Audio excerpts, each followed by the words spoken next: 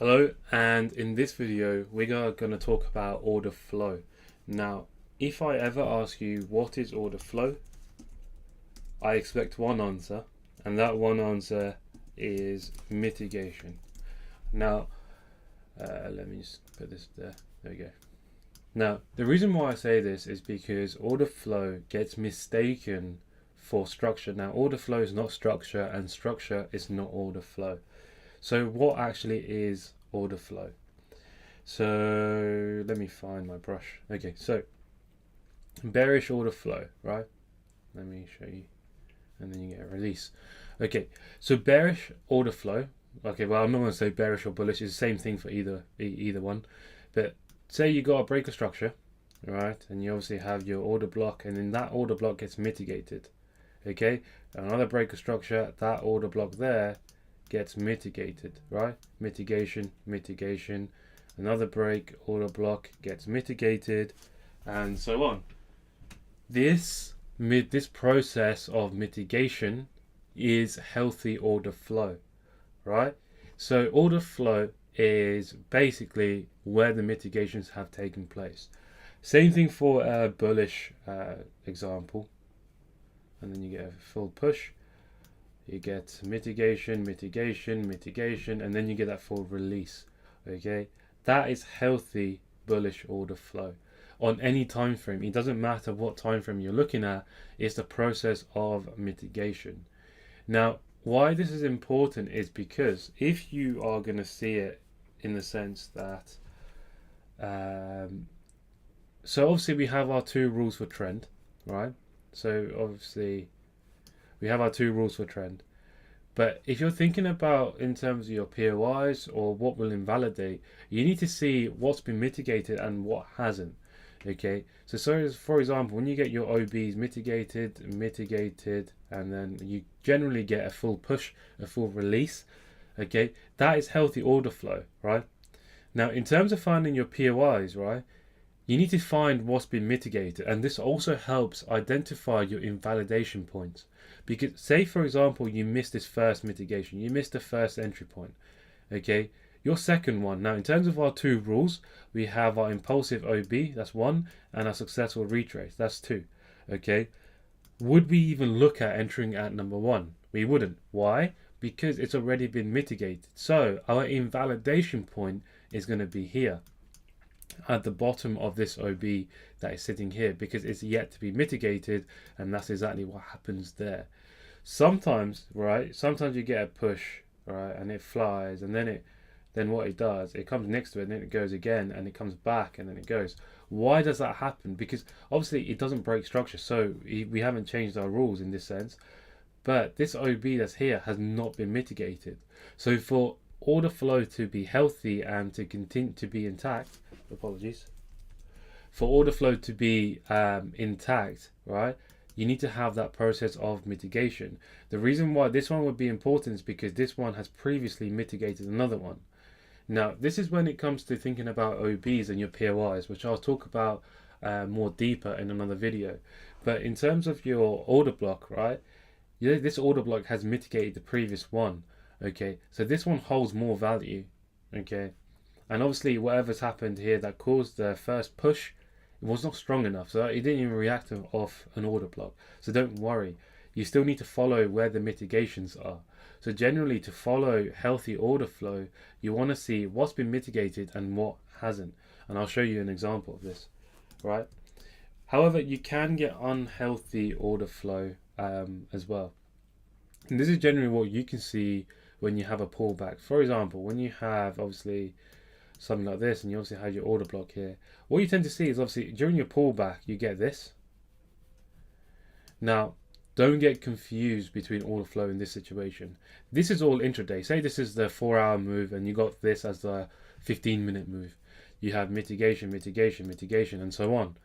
Too much mitigation is unhealthy, right? You want to have mitigations that are sort of pretty much split, and generally when you do get mitigation, and then you get a full release, generally you have like 2 or 3 mitigations and you get that full push, and then because we've all seen it where you know, you see a trade just fly after the first couple mitigation and then it just goes, right? That's healthy order flow. Whereas if you're getting mitigations constantly like this, right, that's not healthy. But this is part of a pullback. Just bear that in mind. That's generally what you will see. If you ever see mitigations that are like so close together, so compact, you know, this is basically a form of a range within a channel, right? But I'm not going to go too deeply into it because even I don't think of it like that. Essentially, the way I see it, and this is essentially what the intuition phase is trying to show you, is exactly how I think. I will not be thinking that this is a channel and so on. I will simply see, obviously there's loads of mitigations, you know, weak order flow, but even then I wouldn't even look at that because I'll be generally looking for that higher time frame bias, which is generally supports the whole healthy order flow anyway.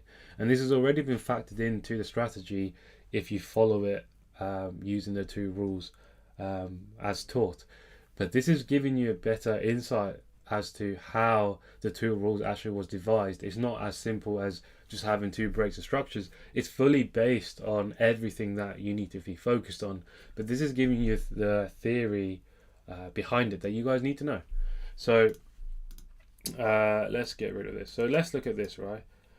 I'm not going to go too far. Let's go from, let's just say from this wick. That's like a quite obvious wick, and this low. Okay, so we have a break of structure, right? This is very rough, but we have a break of structure. Okay, break of structure 1. We have an order block, mitigation. There we go. Bear in mind this is daily, so obviously this process of mitigation is happening after a while. So we have another break, mitigation.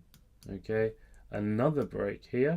Okay, this one, mitigation, and then we have that full push, full release. Okay, at this point. So mitigation, mitigation, mitigation, and full push. Okay, so this is healthy, that's healthy, and that's healthy. This is perfect bullish order flow. So in the first video, I was saying that we called this short, given the fact we still have bullish order flow. So where did that come from? So we need to think, where is order flow being fractured? So in terms of this high, where did it come from? Because we created this from this low, we created this high. Okay, and then we broke this high from here, from that order block there. This one needs to be mitigated, right? And this, whatever was in this wick, is still unmitigated. But the fact that the first order block, okay, that caused that needs to be mitigated was violated, okay, that is order flow fractured, okay? So that's what we call fractured order flow. Now, when this is the case, this is the first sign of a change in trend, right? And obviously it's a break of structure. But in terms of order flow, your bullish order flow has now been ruptured, and now you're going to be looking, you know, you're going to be looking for an excuse to look for shorts, right? And that the reason being is purely because of this. It's just because of that fractured order flow, and that's all it is. And obviously, following the two rules, that's rule number 1, where you have that first break of structure, right? Obviously the second break of structure confirms the trend in that case, right? So in terms of understanding order flow, the main thing you need to understand is where the mitigations are, and understanding where which order blocks have been fractured, and whether you've still got healthy order flow for bearish or bullish. It doesn't really matter. So in terms of when you're looking for trades, well, you need to look at what has been mitigated and what hasn't, okay, and then focus on whether that order block, right, has been violated or respected, because generally that's going to be the last point where you're going to decide that, okay, order flow has changed now, right? But obviously we've got the two rules to sort of tell you that anyway. So this, again, this is just giving you the breakdown of how the two rules come into place. So in terms of order flow, you just need to understand the mitigations. If you have bullish mitigations, like mitigation like this, you've got bullish order flow, and it's healthy, right? If you've got bearish mitigations like break of structure, mitigation, break of structure, mitigation, and so on, okay, that is healthy bearish order flow. And that's all you need to understand. So in terms of order flow, you want to look at that. You want to look where order flow is being fractured, and that is your first sign of building the story. That's your first sign of intent. So what I mean by intent is when you get the first break of structure, right? That's your intent to whether it was going to go short, it's going to go long, but it's not confirmed. So that's why we're going to use the word intent, okay? And generally when this happens, okay, order flow is being disrupted, whether it's bullish or bearish, it's going to be disrupted, okay? And this is the same for continuation trades and reversals, exactly the same principle, because at the end of the day, we're still going to trade that lower time frame reversal, right? Even if it is a continuation trade, it's still a reversal on the lower time frame, right? So essentially, understand the fact that order flow is a process of mitigation, and healthy order flow is generally when you have a few mitigations and then you have a full release. If you have if you have too many mitigations, okay, that's a little bit sus, and generally you should just be a little bit on edge and understand the fact that order flow may not be as strong as you think. But remember, it's still based on the two rules, so carry on following the two rules, but now you have the understanding of what order flow actually is. So whenever we say that order flow has been ruptured, you would understand the fact that an order block has been violated, basically. Okay, and then now in the next video we're gonna start thinking about reluctance of price. So I hope this video clears up order flow, and let's move on to the next video.